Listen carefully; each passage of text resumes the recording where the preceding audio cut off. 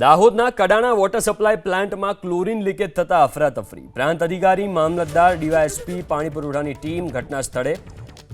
સ્કાડાની team તરફથી leakage બંધ કરવા કામગીરી હાથ ધરાઈ છે. વોટર સપ્લાય પ્લાન્ટના નજીકના વિસ્તારના લોકોને સાવચેત રહેવા માટે અપીલ કરાઈ. ઘટનાને લઈને વોટર સપ્લાય પ્લાન્ટ નજીક ગોઠવાયો ચુસ્ત બંદોબસ્ત. એક કર્મચારીને ચક્કર આવતા સારવાર માટે હોસ્પિટલમાં દાખલ કરાયો છે.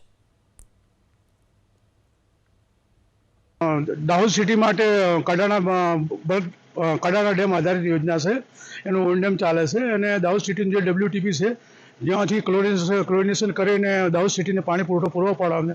આજ સવારે ટેકનિકલ ખામી સર્જાતો ક્લોરિનની અંદર થોડું લીકેજ થયું હતું અને એ લીકેજ પણ રિપેર થઈ ગયું. ફાયર બ્રિગેડ, પ્રાંત ઓફિસર, પોલીસ, ચીફ ઓફિસર અને પાણી પુરવઠા વિભાગની તમામ ટીમો અહીંયા આવી ગયા છે. અત્યારે ક્લોરિન અંડર કંટ્રોલ છે અને દાહોદ સિટીને રાબેતા મુજબનો પાણી પુરવઠો પૂરો પાડવામાં આવશે. મેં ઘરમાં હતા ને એકદમથી એમ ક્લોરિનનો લીકેજ થયો કડાણામાં, ત્યારે અમને ગભરામણ જેવી થઈ, શ્વાસ એમ થવા લાગ્યો. એટલે અમે ઘરમાંથી નીકળીને આ બાજુ આવી ગયા, કોલેજ બાજુ. અચાનક ગભરામણ જેવું થવા લાગ્યું, છોકરાઓ નાના અને મોટાઓ બધાને. મારે ત્યાં અંદર પાણી કડાણાની અંદર ગેસ લીકેજ થયો છે. અમે બધા ગ્રામજનો લોકો અહીંયા બહાર આવી ગયા છીએ અને બહુ ગભરામણ જેવું થયું, ચક્કર જેવું એવું આવે છે બહુ.